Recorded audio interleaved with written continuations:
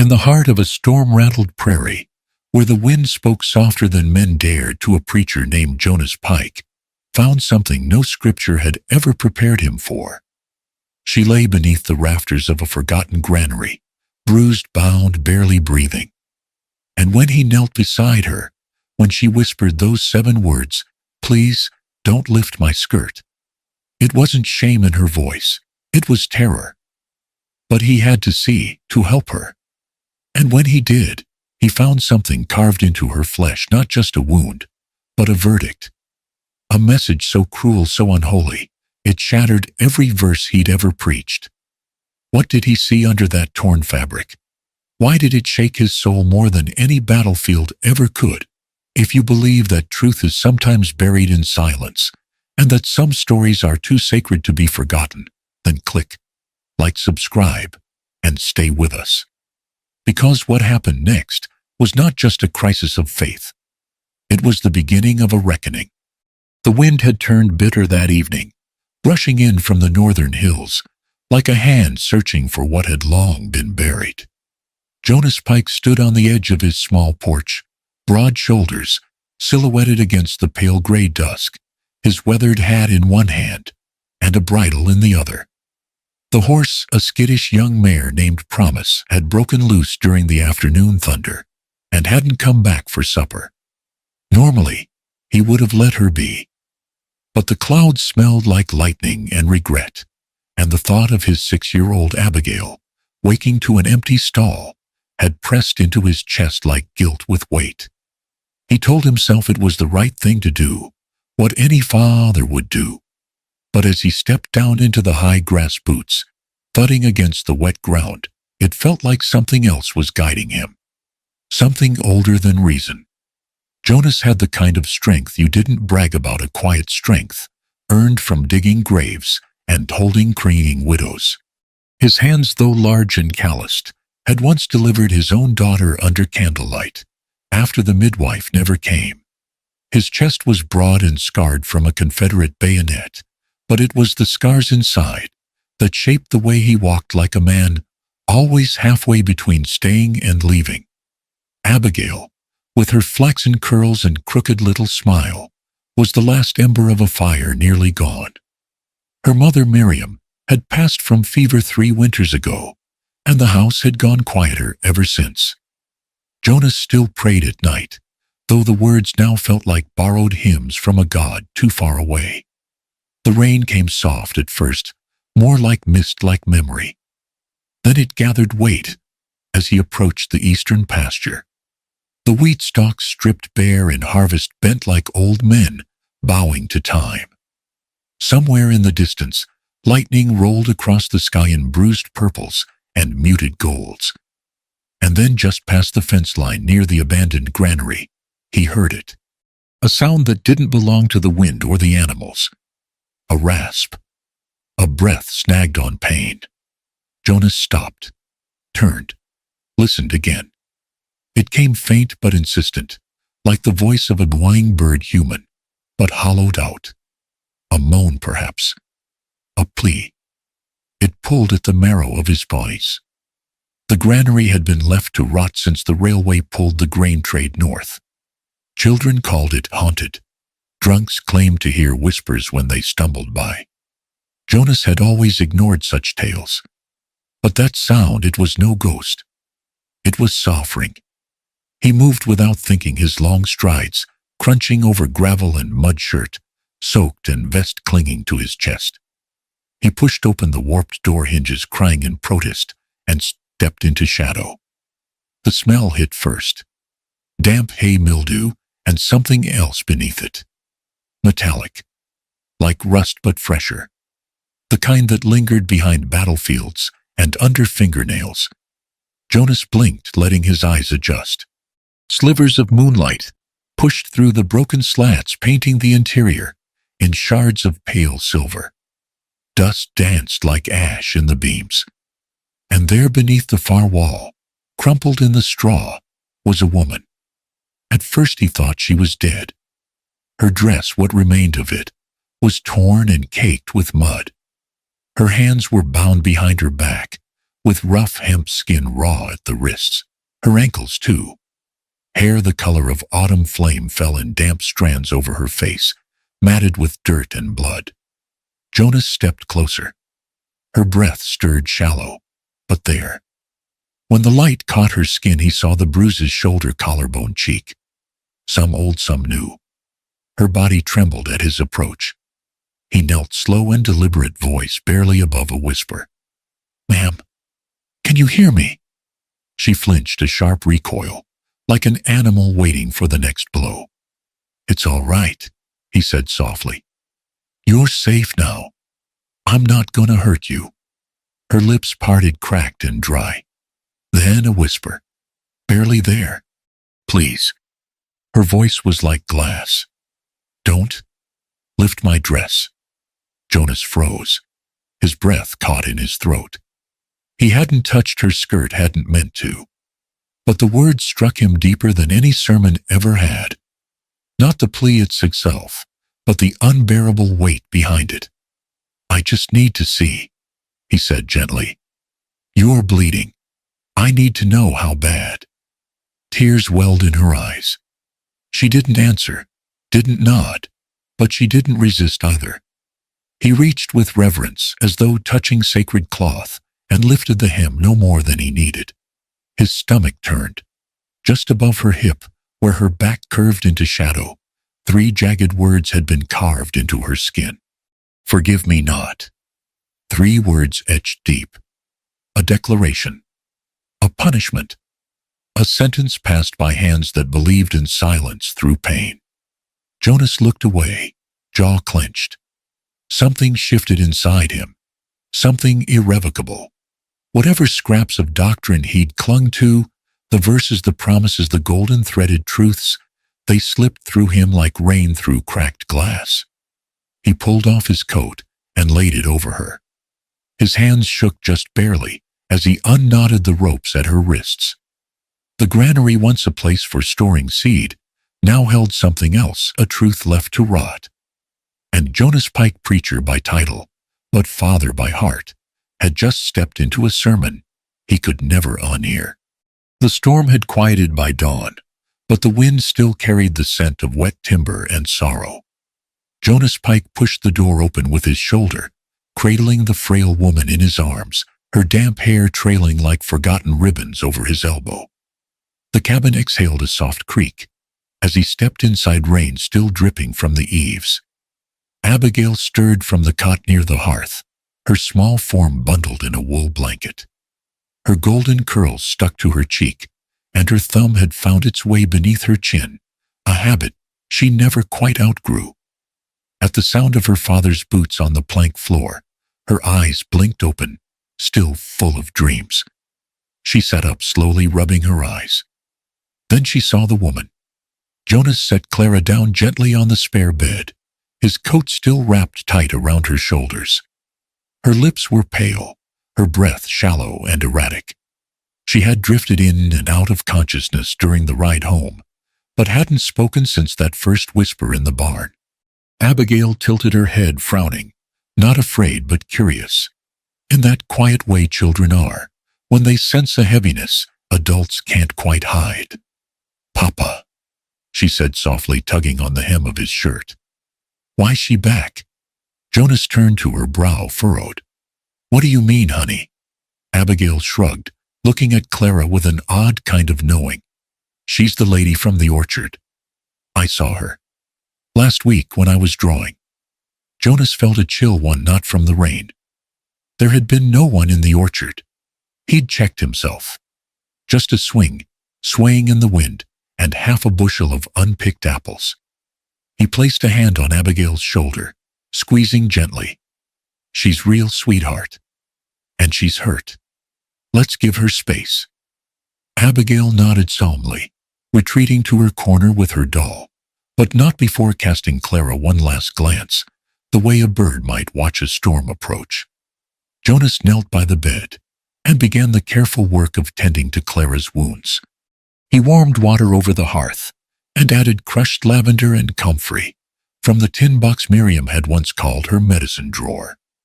The herbs filled the room with an old calming smell, like church pews and candle wax. When he returned with the basin and cloth, Clara flinched as he reached to loosen his coat from her frame. Her eyes fluttered open, panic, rising like floodwater in their blue depths. She tried to pull away, but her limbs failed her. "I won't hurt you," Jonas said, voice low. "I'm just going to clean the wounds. That's all." Her gaze darted around the room, pausing on the window where daylight crept in like an intruder. She turned her face to the wall. Jonas worked slowly with the kind of reverence one reserves for relics or old prayers. He unwrapped the shredded remains of her dress and washed away the dried blood, revealing bruises that told stories no one had listened to. The words carved into her back had scabbed over in places, but the message still glared ugly and accusing.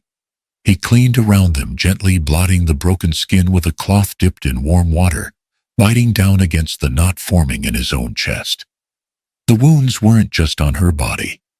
They were in her silence, in the way she didn't flinch from pain, only from the presence of light, a voice of eyes that might demand her to speak. She kept her gaze downward, shoulders tight as wire. Not a single word passed her lips. By mid-morning, the rain had faded to a faint tapping on the roof. Jonas stepped outside briefly to send word to the town doctor, an old man named Thorne, whose practice was more habit than duty these days. It was near noon when the door creaked again, and Dr. Thorne entered without knocking. His coat was clean, his boots freshly brushed, a habit that always struck Jonas as a kind of denial. "She's still alive?" the doctor asked, removing his gloves. "She is," Jonas replied, nodding toward the bedroom. "She needs help. She's not talking, but she's aware. Wounds are serious, but she'll pull through if someone's willing to see her." Thorne narrowed his eyes. "You found her out there?" "In the old granary," Jonas said. Thorne's jaw tensed. He ran a hand through his thinning hair and exhaled. "Some things are better left buried, Reverend." Jonas stared at him. "What the hell does that mean?" The doctor straightened. "It means I've seen what happens to men who dig up ghosts. And that woman's already been declared dead. Officially. Buried 2 months ago by her husband's family. Certificate and all." "That's impossible," Jonas said. "She's in there right now." Thorne didn't blink. "Then you've got a choice to make. Either you let the dead rest, or you start asking questions that nobody in this town wants answered." With that, he turned and walked out, boots crisp on the dry step. Jonas stood in the doorway for a long time, watching the road where the doctor had gone. The wind carried dust across the yard like unanswered prayers. Behind him, Clara lay still, wrapped in layers of silence and borrowed cloth. The preacher had spent a lifetime giving people hope with words. Now he realized some truths scream loudest in silence. The days slipped by in the quiet rhythm of care and questions left unanswered. Jonas Pike kept the cabin warm, the broth simmering and the child fed, but his mind wandered like smoke in a broken chimney. Outside, the frost thickened along the window panes. Autumn was dying slow and brittle. Clara had not yet spoken since her plea in the barn, though she no longer flinched at every creak of the floorboards. Her eyes had softened just slightly, no longer glassy with terror, but dimmed by something heavier, memory. Jonas gave her space, though his eyes watched her like a man reading signs in the wilderness, careful, reverent. He didn't press. He waited. And he listened. It was Abigail who broke the silence. She had been sitting cross-legged by the hearth, drawing in the ashes with a burnt stick, whispering to herself in that way children do when they speak more to the world beyond than to the one in front of them. She looked up suddenly and said, "Her name is Clara." Jonas blinked, the name clattering like a loose stone in his chest. "Why do you say that?" he asked. Abigail shrugged. "She told me. In the orchard. But not with words." Jonas didn't sleep that night. He sat by the fire, polishing the worn leather of his old Bible with one hand and turning over the name in his mind with the other. Clara. Clara Sloan. The next morning, he rode into town. He didn't go to the sheriff. He went to the archives behind the chapel, where death like sin was carefully catalogued. The clerk was a sour man, with thick glasses and a tighter mouth. But Jonas had worn a collar long enough that people still handed him answers even when they shouldn't. And there it was. Chester Sloan, Judge. Deceased July 9, 1868. Ruled suicide. Wife deceased shortly thereafter, presumed accidental drowning. No body recovered. Jonas stared at the brittle page.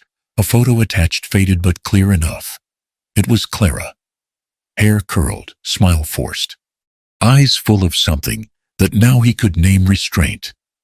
That night, he returned home with the wind howling like regret through the valley. Clara sat up when he entered. Not much, just a shift of her shoulders, the tilt of her face, but enough to tell him she was ready. He didn't speak. He only stoked the fire, brought her warm tea, and sat at the table, hands folded, not in prayer, but in stillness. She spoke first. He didn't jump. Jonas looked up. Clara's voice was rough with disuse but steady.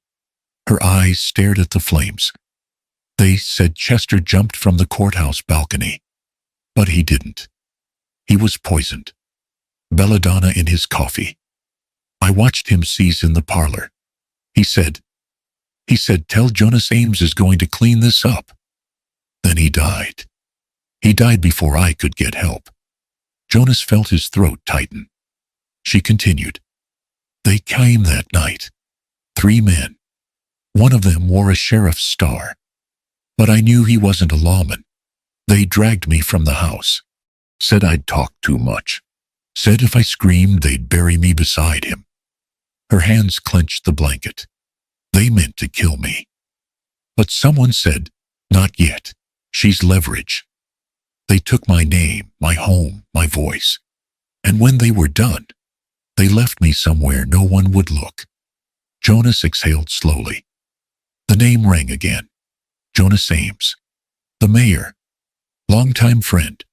Man of Sunday fundraisers and silver-tongued speeches. He had stood beside Jonas Pike at Miriam's funeral, placing a hand on his shoulder as if to prop up the last good man in a faltering world. He felt the memory now, like a blade under the ribs. Clara turned to him, then her voice quiet. You knew him. Jonas nodded once. He was my commanding officer. Gettysburg. Saved my life once. Clara's lips parted. He took mine. The silence that followed was thicker than any sermon he'd ever heard. Jonas looked at her, really looked. Not as a victim, or a burden, or a question to be answered, but as a ledger of truth the town had refused to read. Outside, the cold pressed harder against the cabin walls. The night air carried the kind of stillness that came before a reckoning. And Jonas, once a preacher, now just a man, realized that not all names belonged in the ground. Some needed to be spoken. The snow had not yet fallen, but the mornings came crisp and colorless, the sky hanging low over the hills, like a lid over a pot, long forgotten. Jonas Pike rose before first light, as he always had, though sleep had become a stranger lately, a polite one who no longer lingered. Clara slept restlessly now, her body still mending her voice, slowly returning in fragments, small sharp truths spoken in low tones beside the fire. But it wasn't her whisper that haunted Jonas that morning. It was something Abigail had said the night before, after brushing her teeth and curling beside her father on the settee. I saw her again, she had murmured, not frightened, just thoughtful. She was standing near the willow tree. Only, she wasn't standing. Jonas looked down at her, the weight of the day, making his shoulders ache. What do you mean, sweetheart? Abigail pressed her cheek to his chest. She was in the dirt. Like someone put her there. But she wasn't mad. She just kept pointing at the ground. Jonas had gone still, then gently stroked her hair until she drifted into sleep, But the image stayed even as the fire died, and the wind moaned through the shutter cracks. And now, in the gray light of dawn, he stood in the garden behind the cabin, staring at the ground beneath the willow. The soil here was odd softer than it should have been, uneven, like something had been planted and forgotten. The tree, old and gnarled, bowed low like a mourner, its limbs brushing the earth. Jonas fetched a spade from the shed and began to dig. The first foot was only roots and frost. The second smelled like mildew and secrets. Then a dull thunk, something hard against the metal blade.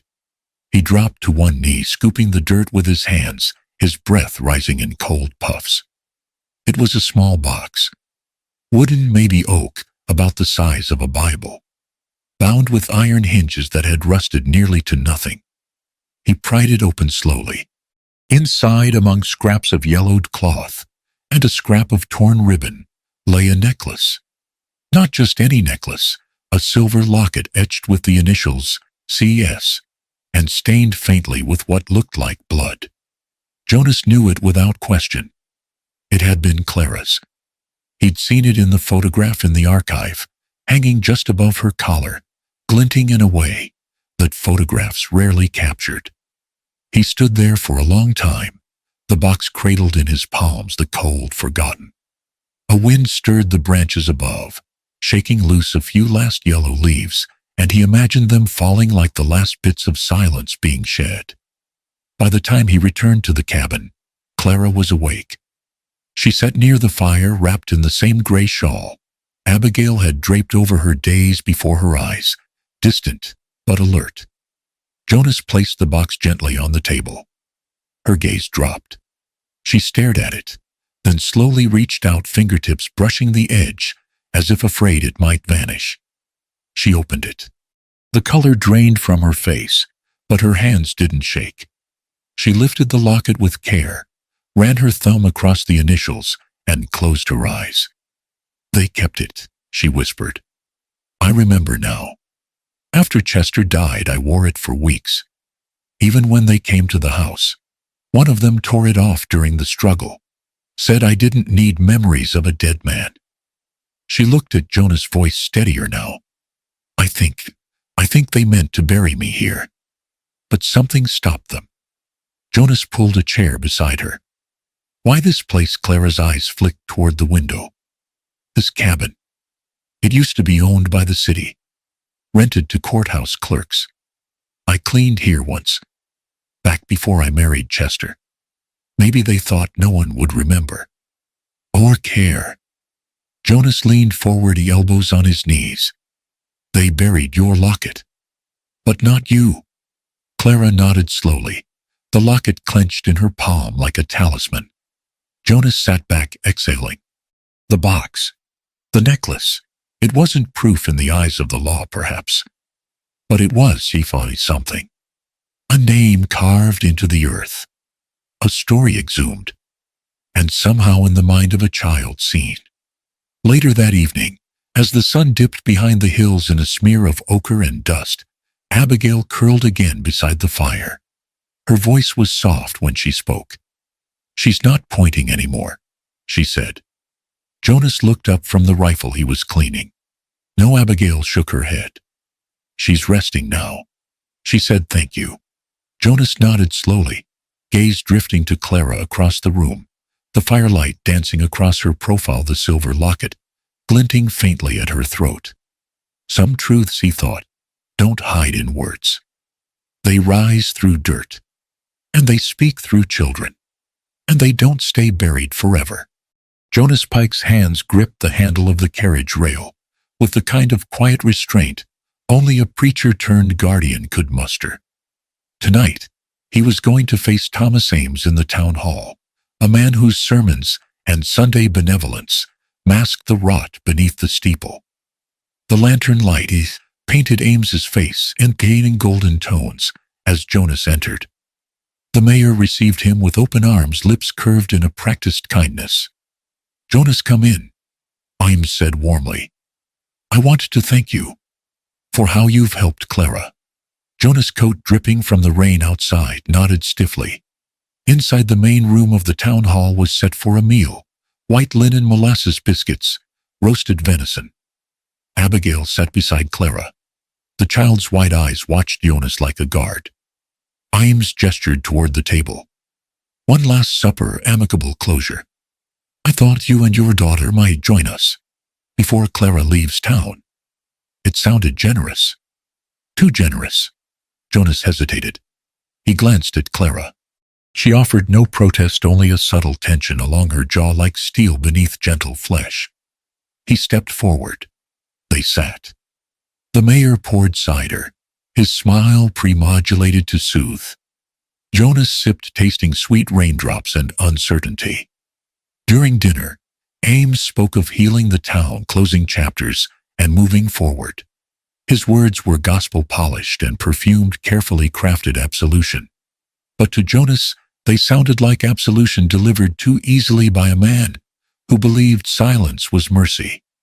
After the third course, Ames raised his voice slightly. "Jonas, there's talk that your investigation, well, it unsettles folks. People fear upheaval." Jonas leaned forward. "My daughter saw Clara in the garden. I found evidence buried beneath the willow. This isn't rumor, it's truth." Ames's smile tightened. "Truth is always party to interpretation, Pastor Pike." The soft phrase carried a blade's edge. Clara didn't flinch. But Abigail moved close to Jonas, trembling. Jonas left the table first, heading for the porch to fetch air. The night smelled of rain and brimstone. He heard movement behind him. Clara's voice, a quiet assumption. Outside, the door slammed. Jonas turned. Abigail stood on the threshold, eyes wide with fear. "Papa, Clara, she's gone." Before he could reply, she pulled him by the coat sleeve, trembling. "Someone took her, Papa." "I didn't scream." Storm clouds swallowed his breath. Jonas sprang inside and found Ames watching him coolly. The room empty, but for him and the table. The mayor's expression had shifted from cordial to composed. "Enough." Jonas strode through the hall and into the courtyard. The carriage was gone. The driver long gone. Only the grate of distant hoofbeats and Abigail's small sobs behind him. He rushed to the gate. 2 men waited there, mounts saddled. A cold logic told him who must be behind it. They who called themselves God's men, but acted like devils. He grabbed Abigail's hand, pulling her away. She stared at him, tears mixing with the twilight. "We must go," Jonas said softly. "Now." They raced behind the cabin into the shadow of pines. He tightened his coat and whispered, "Stay quiet. Don't run." Abigail complied, stepping lightly in boots too big for her. The world had grown large and dangerous. They reached the orchard where Abigail saw Clara first. Darkness clung to the trees, their shapes bent like mourners. A single lantern flickered near the granary. Jonas peered through branches and saw them, 2 men dragging Clara, her hands bound again, her head bowed. Anger roiled in Jonas's chest, not sermon fire, but righteous wrath. He backed away silently and turned to his daughter. "Stay hidden," he whispered. Abigail nodded, pressing against him. Jonas crept closer, heart pounding louder than his boots. He found a loose board in the granary wall and pried it aside. Clara lay on the straw, unconscious from exhaustion or fear, he couldn't tell. The men argued in low voices, Ames's tone deeper than any sermon could box. "Don't let the girl see her," one said. The other nodded. "A moment longer, she'll spill more." Jonas made his move. He rose from concealment and charged first man over the head, second across shoulders. Clara moaned and stirred. Jonas dropped to his knees and untied her ropes, ignoring his own ragged breath. Clara's eyes opened, weak yet defiant. She saw him and nodded once. "Quiet," he said. "We're leaving." He lifted her, and with Abigail beside him, drifted into the silent orchard, under a sky thick with unspoken justice. Behind them, the granary loomed dark. Within, God's men flinched at their own shadows. Jonas, once a man who preached forgiveness, realized that sometimes salvation lay in action, not absolution. And Clara, whose voice was stolen, found strength not in preaching, but in the silent solidarity of two who refused to let her remain buried in lies. They disappeared into the night, unmarked, haunted, but together. At dawn the next day, the town seemed to hold its breath. Jonas Pike and Clara crossed Rose Street, toward the old wooden church, the building's steeple, a silent witness above creaking boards and stained glass, half dulled by time.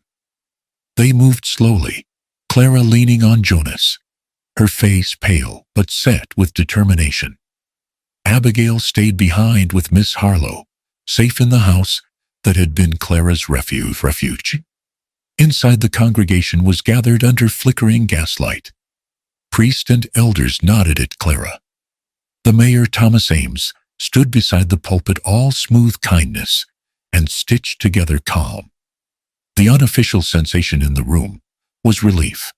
Clara was back, loyal daughter of a respectable judge's home. But beneath the veneer lay a fraught hush. Ames greeted them, voice cultured. "Reverend Pike, Clara, thank you for coming. We must close this chapter. It's time for peace." Jonas's coat still dripped behind him, but his resolve was dry and hard. He took his place at the foot of the aisle, holding Clara's hand until she sat. The hush deepened, like the pause before a confession. Ames ascended the pulpit, offering the first lines of a sermon about forgiveness and unity. Then he turned, voice soft but firm. "Clara, for the good of this community and the healing of your own spirit, would you pray before us to cleanse the town of old sins?" The implication was heavy. And when Clara still wouldn't speak, he added softly, "Or would you, Reverend Pike, offer words in her place?" Jonas's breath caught, deliver contamination of secret into sanctified air, carry Clara's admission to absolve everyone's conscience. "My daughter," he wanted to say. But Clara sat unmoving, silent as a statue.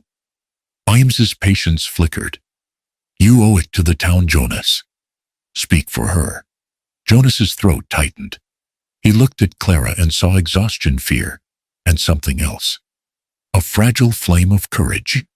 He lowered his gaze at the congregation, feeling their eyes latch onto him, like hungry birds. "No," he said quietly. The single word echoed through the rafters. The room stilled. Silence met silence.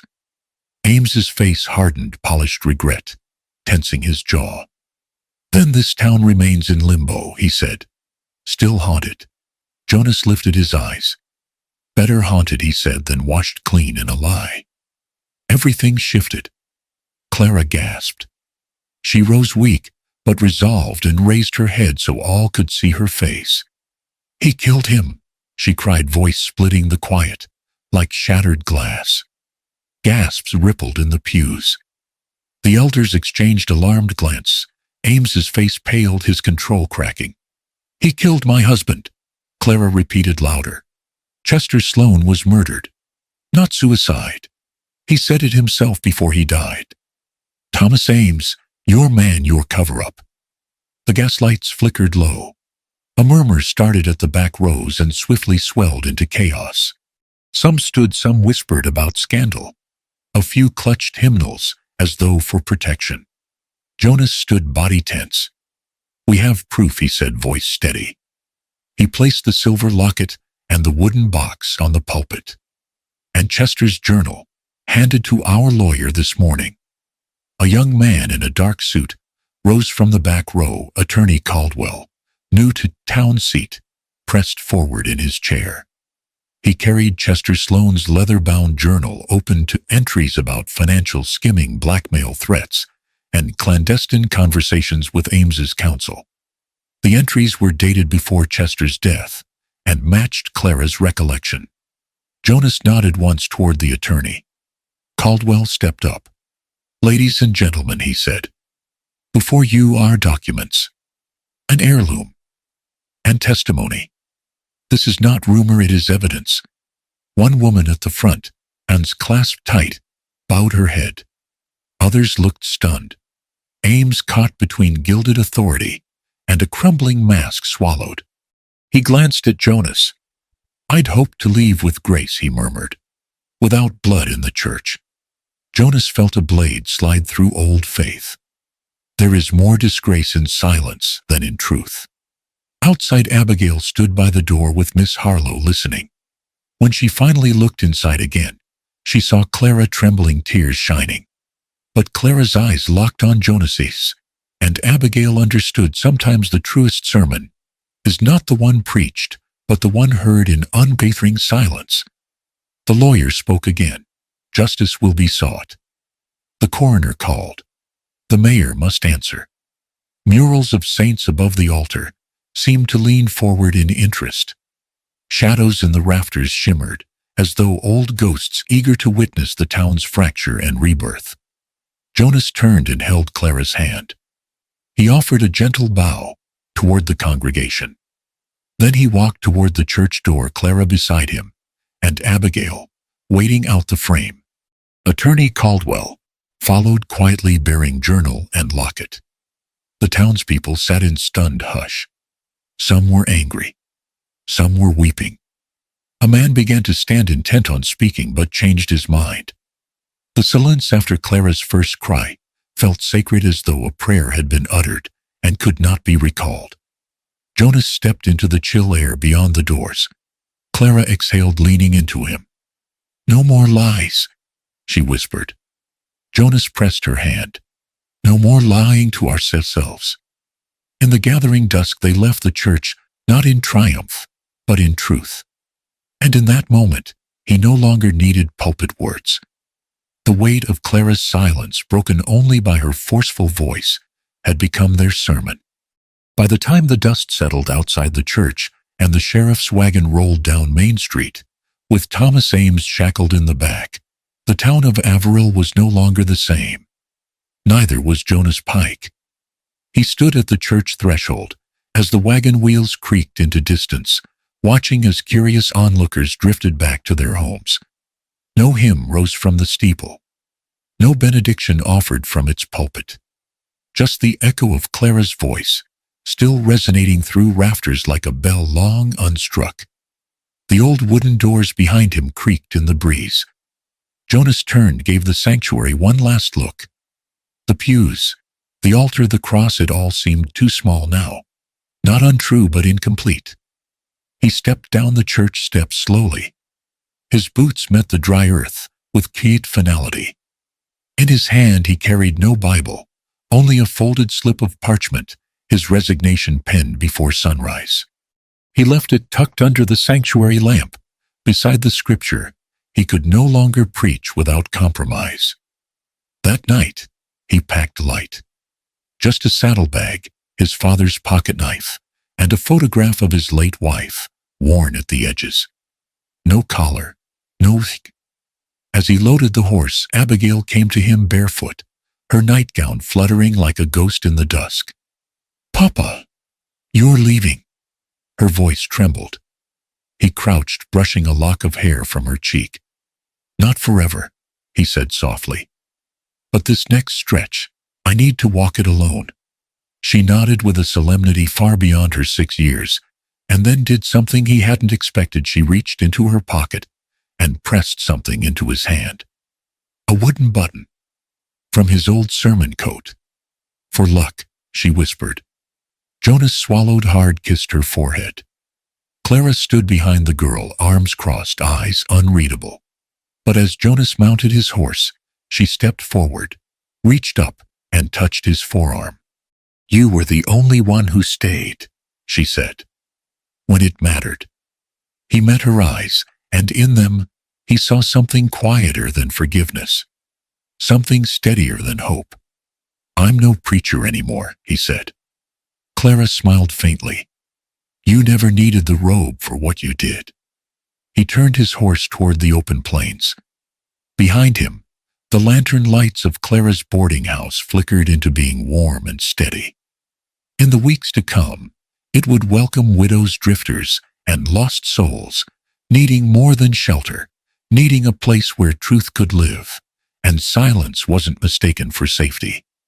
Clara and Abigail ran the inn together, their rhythms slow but sure. Clara baked early, her flour-covered hands stronger than they'd ever been. Abigail arranged wildflowers in mason jars along the windowsills, whispering to each guest like a small wise ghost who saw more than she said.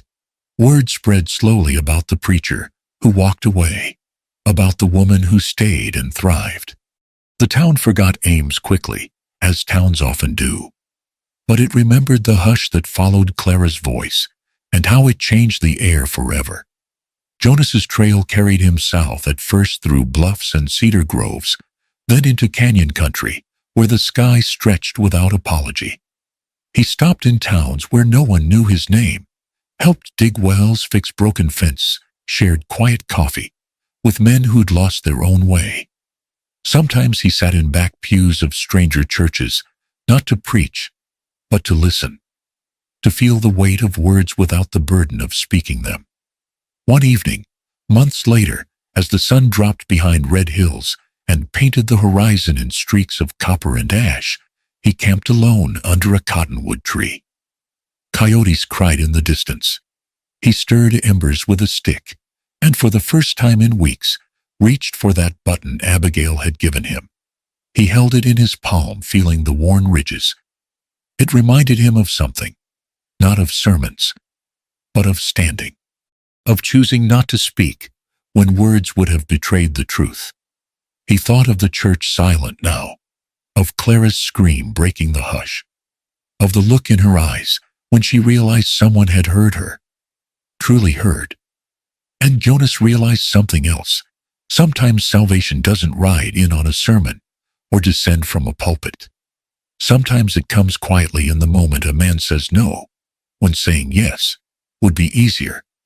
Sometimes it's not what you say that saves a soul, but what you're willing to stand for when no one's watching. He tucked the button back into his coat, let the fire burn low, and stared up into a sky full of stars, each one distant, silent, and shining. Just like faith, just like truth. 1 year passed, then one more. And on a crisp autumn morning, as the first frost kissed the edge of the prairie grass, a rider approached the town of Averill. His hat was tilted low, his coat worn but neat, and across his saddle hung a satchel with a little tin whistle tied to the strap. He passed the silent church now draped in vines. He passed the dry fountain in the square. And then finally, the boarding house painted fresh windows blooming with mum's smoke curling from the chimney. On the porch stood Clara, apron dusted in flour. Beside her, a taller, stronger Abigail, now nearly 8, held 2 mugs of cider. They saw him before he dismounted, and though no one said a word, their smiles met his, like the sun's light through red gold leaves, warm, sure and lasting. Jonas Pike had found his way home. Maybe you can feel it too. The moment of silence is not just silence, it's telling the truth that no one dares to tell. Out here in the dust and twilight of the Wild West, we don't always get justice. But sometimes we get honesty. And maybe, just maybe, that's enough for one night. Thank you for coming this far with me. See you tomorrow, and to keep listening for the things left unsaid, they often echo the longest.